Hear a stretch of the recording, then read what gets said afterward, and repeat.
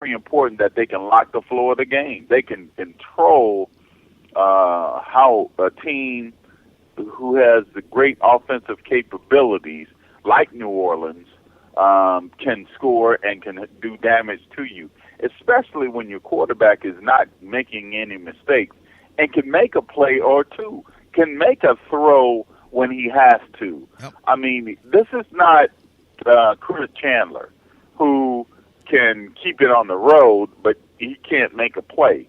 This guy can keep it on the road and make a play.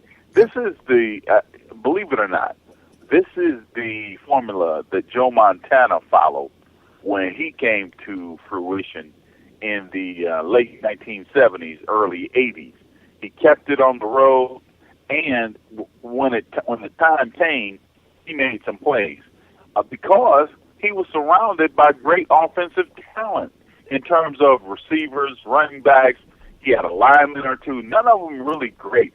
I don't think they had a lineman as good as Joe Thomas, who's destined for the Hall of Fame, but they had players who could hold their own. And then on defense, they didn't have the talent the Browns had. I mean, really, when we talk about it, they had Jack Reynolds in the middle. Jack Reynolds, I would say, is not the equal of Carlos Dansby as a player, but he had some intangibles. They went on to acquire Fred Dean.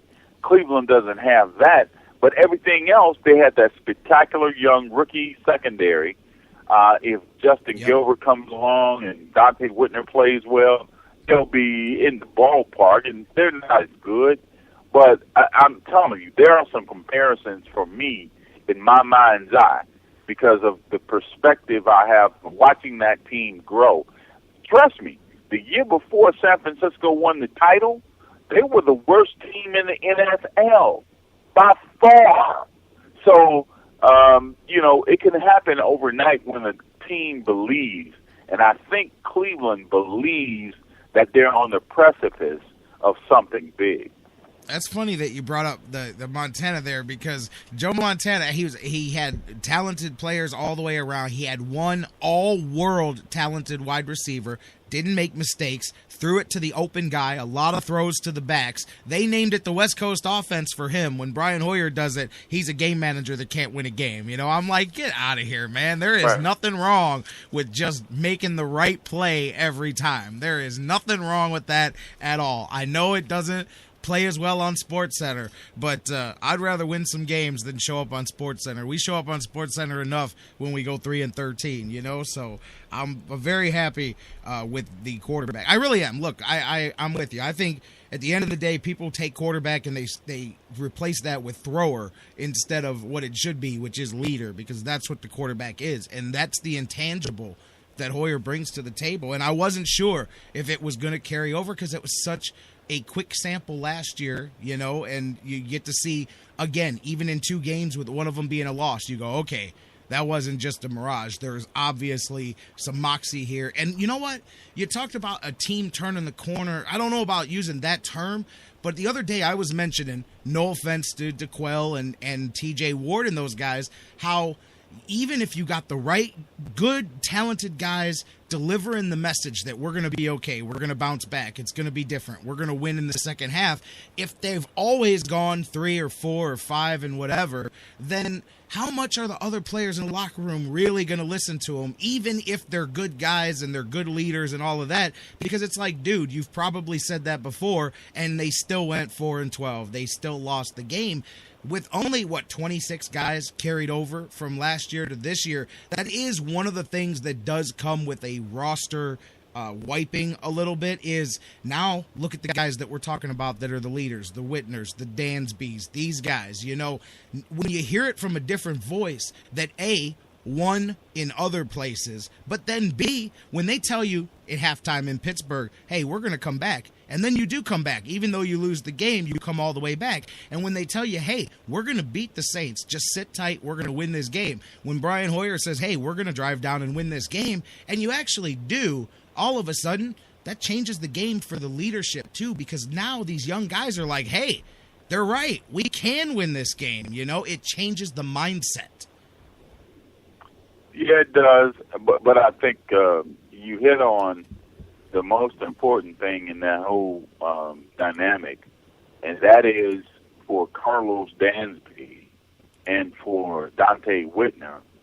They've played in a Super Bowl. They've been with a team that, was able to make it to a Super Bowl and go through the gauntlet of the playoffs. So they know it when they see it, and they can impart that to their teammates. Whereas DeQuell and T.J. Ward, even though they're better physical, athletic talents, they did not have that perspective that they could pass on to their teammates. And so you're starting to see how critical that is. If you're asking me, would I rather have T.J. Ward or Dante Whitner, that's hands down. Give me Ward. If you're asking me, would I rather have Carlos Dansby or DeQuell Jackson, that's hands down. Give me DeQuell. But those guys had not forded the playoffs, had not run that gauntlet, did not understand that, because sometimes as much as we, as humans, as much as we like to think that we got it, we got this, we understand this, we really don't, especially if we've never done that thing before. I mean, we can't understand how it is to get an A on a test, and we've never taken a test. What do you know about an A or a C or a B or whatever? Because you've never taken a test. Once you've taken that test, once you failed or passed or cheated or whatever your experience was, you understand the dynamic of a test. Same thing with the NFL, playoff, Super Bowl, how to become a good team.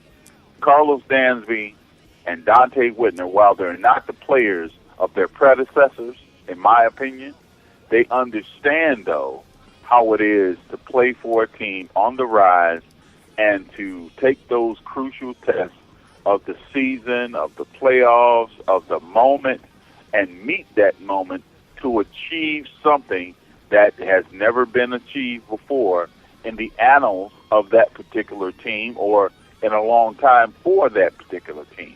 Well, the Browns have never played in a Super Bowl. So one of the things that's important for them is to acquire players who have Super Bowl experience so that experience can become infused throughout the roster to Joe Hayden, to Joe Thomas, you can't really count Brian Hoyer because he's there with Brady and Belichick and a whole host of other players, but you can count Jabal Shears. You can count, so many players on this team that are being counted on for big-time contributions. If you put that spark in their minds as to how to play well in big games, how to play well in the playoffs, how to get to the Super Bowl, how to prepare. If you put that spark in their minds, along with their physical talent, then you might have something special. And I think the Browns are on the precipice. There's still some boogieing to do, but they are on the precipice of playing well more often than not. I'm with you, man. I keep telling people, I go, man, I'm like, don't go crazy with your expectations just yet. But to me, this feels kind of like that period right before, whether it's a 1 or 2 year transition. You want to say 85 if you're looking back to a period right before things took off. You got a defensive-minded coach who started adding the pieces that he needed to add and getting the mindset, and then boom, a little run takes off. But hey, right now, you've won one game. You got to try to make it 2. And I'm with you. That's what I'm waiting to see. Is now, how do you bounce back from being 1-0 at home? Do you come back as hungry this week to say, you know what, man? Screw the world, man. Look, they're still not giving us credit. They still don't think, So you got to go out there and show them because you won 4 games, you won 5 games. The Ravens. I think this is going to be an interesting test because I'm not saying New Orleans isn't physical, but when you get physical with New Orleans, it screws up their offensive timing a bit, and you can rattle them.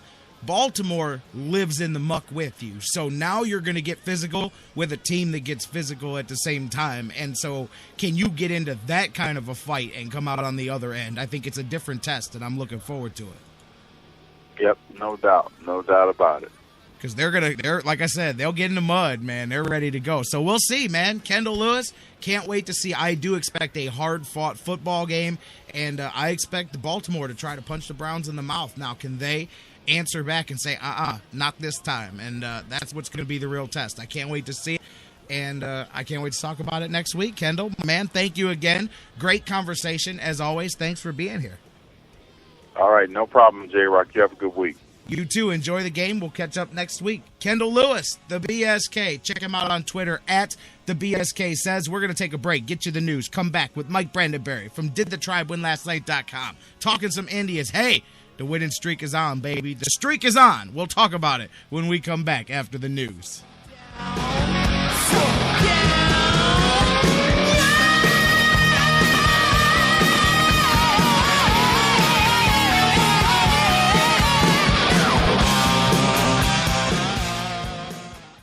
We here at the Sports Fix want to make all of your dreams come true. What about my dream? Edith, I told you I can't build your candy house. It will fall down. The sun will melt the candy. It won't work. It will if it never rains. Oh, maybe not all of them. Get your fix on the Sports Fix. This is head coach Gary Waters at Cleveland State, and you're listening to the Sports Fix. Whether it's an oil change or a new set of tires, Quick Lane at Valley Ford Truck has you covered for your automotive car care needs. They're your neighborhood quick service experts. They also offer a low price tire guarantee. Choose from 13 brands, and if you find the same tires at a lower price within 30 days, Quick Lane at Valley Ford will refund the difference. They're open late Monday through Thursday until 9 p.m. and open early Saturday so you can check it off your to-do list and get on with your day. They also have a newly remodeled service lounge and additional service bay just for Quick Lane oil changes. Quick Lane at Valley Ford Truck is located at 5715 Canal Road, right under the 480 Bridge in Valley View, just down the road from Independence. 5715 Canal Road, right under the 480 Bridge in Valley View, just down the road from Independence. Come see why life is better in the Quick Lane. QuickLane.com/Valley Ford Truck. That's QuickLane.com/Valley Ford Truck. The Sports Fix is now available every day on the world's largest internet radio service, iHeartRadio. Download the free iHeartRadio app, subscribe to the show, and get your fix. News break. Good morning, I'm Bob Picozzi. Will the real Atlanta Falcons please stand up? Are they the guys who tied for the most wins in the league with 13 2 years ago, or the ones who stumbled to a 4-12 record last year? Coach Mike Smith's 1-1 Falcons will host the 2-0 Tampa Bay Bucks tonight in this week's NFL Thursday night game. It's very important for us to handle the games in the division, and we feel like when we play a division game, we weight it as 1.5 games. So it's very important for us to get our second division win early in the season. They're a very good team. You know, we'll get paid back later on in the season. I don't have any doubt about that. The return matchup with the Bucks will be on November 9th in Tampa. Cardinals running back Jonathan Dwyer has been deactivated following his arrest on charges of domestic abuse involving a 27-year-old woman and their 18-month-old child. The charges stemming from 2 separate incidents last July. Only 4 teams in the country are averaging more points than Auburn. The 5th-ranked Tigers visit number 20 Kansas State tonight, 6:30 Eastern on ESPN Radio, 7:30 on ESPN TV. An Angels win and an A's loss late last night clinches the AL West title for the Angels, their first in 5 years. For more than 60 years, Wrangler's been making jeans more comfortable. They feel good and wear strong. That's because Wrangler 5-star premium denim jeans are built with a unique U-shaped construction. They don't cut into you like jeans with a V pattern. Wrangler, real, comfortable jeans. Now, back to the Sports Fix.